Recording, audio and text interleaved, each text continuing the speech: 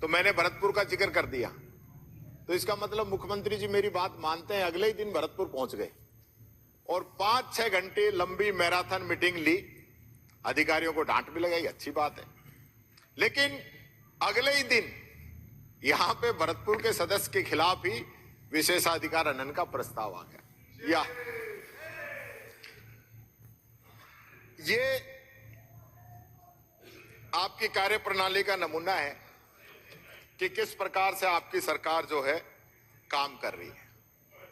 मैं आदरणीय अध्यक्ष महोदय आपकी अनुमति से यह भी कहना चाहूंगा कि राजस्थान के विधानसभा के इस गौरवशाली इतिहास के अंदर कई नियम कानून बने और ऐसा ही एक नियम कानून माननीय सदस्यों के विशेषाधिकार का बना। काफी बार उसको और मजबूत करने का काम किया गया।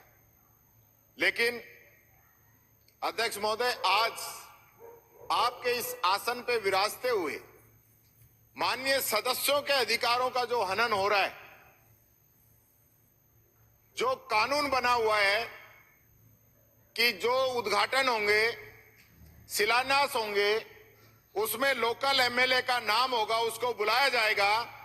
लेकिन आपकी सरकार के मंत्रियों के बेटे, विधायकों के बेटे, परिजन और भारतीय जनता पार्टी के पदाधिकारी अगर वो उद्घाटन करते हैं, उन कार्यक्रमों की अध्यक्षता करते हैं, उनके अंदर जाते हैं, तो हमारे लिए बड़ी शर्म की बात है।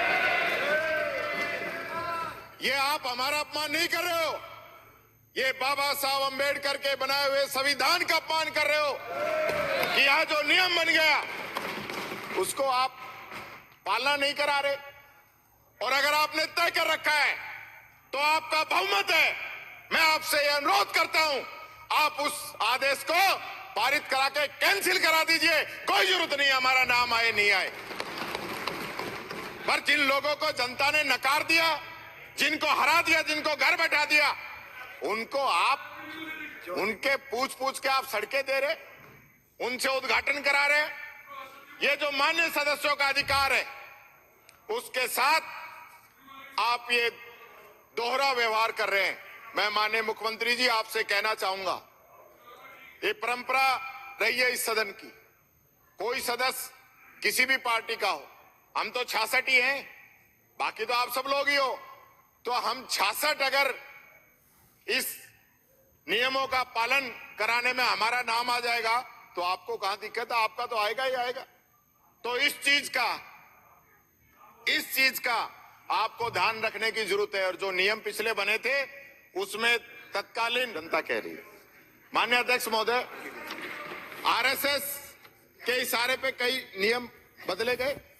मैं अपील करता हूं, आज इस मंच के माध्यम से करता हूं, अगर आरएसएस के अंदर हिम्मत है तो राजस्थान के अंदर अभियान चलाए कि वो छुआछूत को खत्म करेंगे और दलितों को आगे लेके आने का काम करेंगे। इस पक्ष में एक नहीं है, आप कहिए।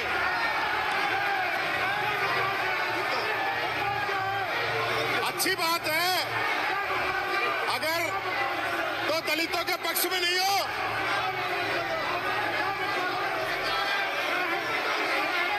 तो दलितों के पक्ष में नहीं हो क्या आप लोग?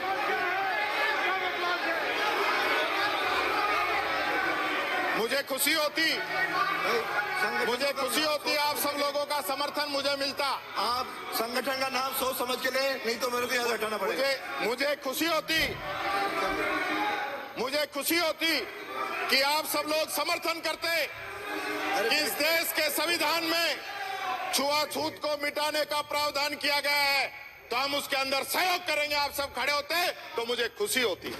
माननीय अध्यक्ष महोदय, मैं बात करना चाहूंगा गरीब की, मैं बात करना चाहूंगा उस पेंशन के आसरे जो लोग रह रहे हैं उनकी। बहुत बड़ी बड़ी बातें हुई, सब लोगों ने कहा पेंशन टाइम पे दे रहे हैं, लेकिन मैं तो जनता के बीच से आता हूं। मैं बताता हूं आप लोगों ने क्या कहा और पेंशन कब आ रही है। मुख्यमंत्री जी ने अभिभाषण पे कहा कि हमने दिसंबर तक की पेंशन दे दी। वित्त मंत्री जी ने 27 फरवरी को कहा कि हमने जनवरी 25 तक की पेंशन दे दी और 24 फरवरी को रीटा चौधरी जी के क्वेश्चन के जवाब के अंदर माननीय मंत्री जी ने कहा कि हमने नवंबर तक की पेंशन दे दी, और एसजेएडी की डिमांड पर बोलते हुए मंत्री जी ने कहा कि हमने दिसंबर 2024 तक की पेंशन दे दी। ये आप लोगों ने कहा, और मैं बताता हूं आपको, आपने कब की पेंशन कब दी है। अप्रैल की आपने जून में, मई की जुलाई में, जून की सितंबर में, जुलाई की अक्टूबर में, अगस्त की नवंबर में, सितंबर की नवंबर में, अक्टूबर की नवंबर में और जनवरी में, नवंबर की जनवरी में, दिसंबर की फरवरी में, और जनवरी फरवरी दी नहीं। किस सनातन की बात करते हो?